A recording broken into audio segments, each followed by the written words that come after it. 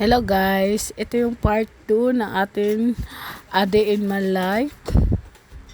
Yes, kahapon pag-upload ko guys, putol yun kasi sobrang haba talaga itong video natin. Kaya ngayon ko mapatuloy ito. Pansin nyo na una yung sa taas na napinturahan ko guys. Dahil nga ang sabi ko, yung unang video natin is maliit lang talaga yung pintura na naiwan. Sobra yung siya na napinturahan ko sa aking kusina last year.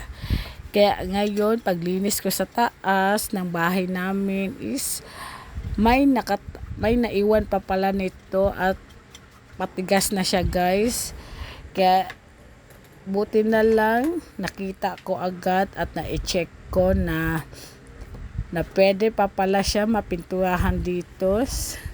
Yan, pininturahan ko na yung harapan ng aking tindahan guys. Pansin nyo yan. Diba? Sobrang ganda na at malinis na tignan. Yung pintura din naman guys is maganda siya gamitin guys. Lalo na wala siyang amoy at madali lang talaga siya tutuyo guys. In 15 minutes tuyo na agad yan guys. Kaya try nyo guys. Then yan na, nilagyan ko na dyan, nilinisan ko na rin ang sa labas. Nilagyan natin kahit konti na lang yung naiwan para maganda din tignan at mapansin yung tindahan natin kasi nga maliit lang talaga yung tindahan ko guys.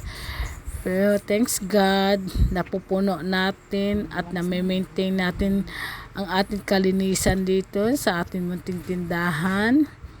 Kahit papaano din naman, malaking tulong talaga ito sa amin guys. Kasi nga dito ko kinukuha lahat ng aming gastusin sa loob ng bahay. It's paha din naman na makaipon tayo. Yes guys, matagal ko na talaga gusto mag-ipon pero nakakaipon din naman ako. Pero at least may pumapasok sa atin na income, 'di ba? Malaking tulong din yan guys. Ito din guys yung dishwashing liquid natin, malaking income talaga ang nagbibigay nito at makagamit din tayo sa loob ng ating bahay. Yung paglinis natin ng ating mga plato. Yes, dito ko yung kinukuha. Mura lang bili ko yung sa TikTok shop guys. Pagkatapos dito na tayo sa harapan. Yan, tuyo na din. At inilagay na natin yung mga candy natin dyan. Para mapansin din ng mga bata.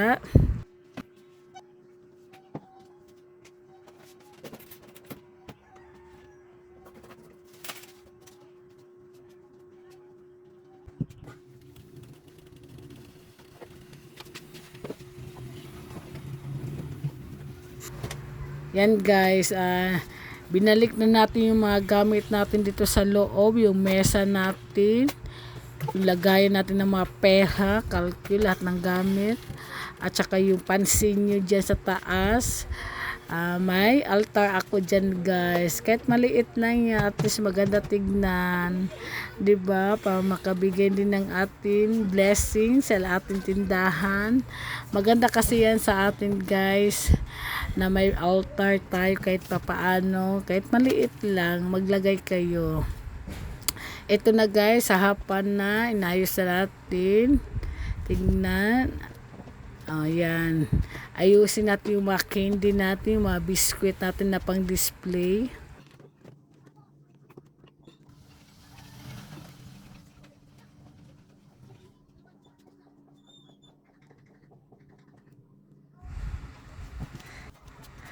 Then mga 2 PM na guys, naligo na ako, nag-ayos.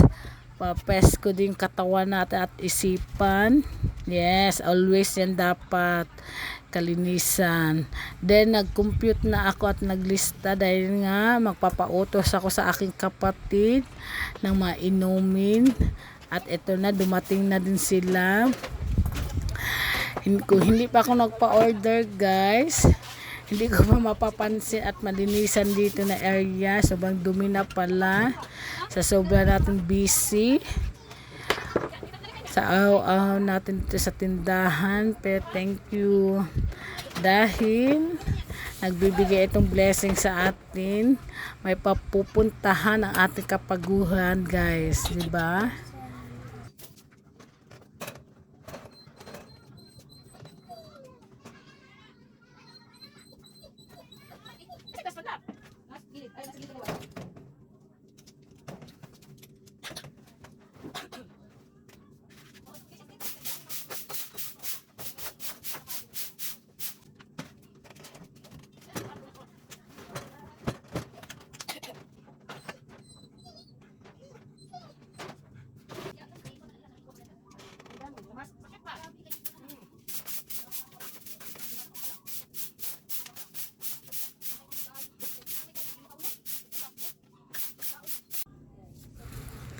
Inayos na natin yung chiller natin para mailagay natin yung mga inumin para mapalamig din dahil isa din ito sa hinahanap ng tao, lalo na kapag Sabado Sunday, guys.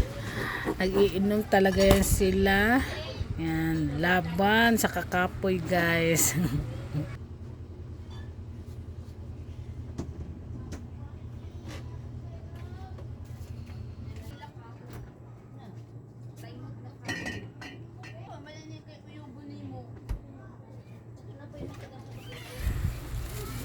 At saka itong mga soft drinks natin dahil tag-init ngayon.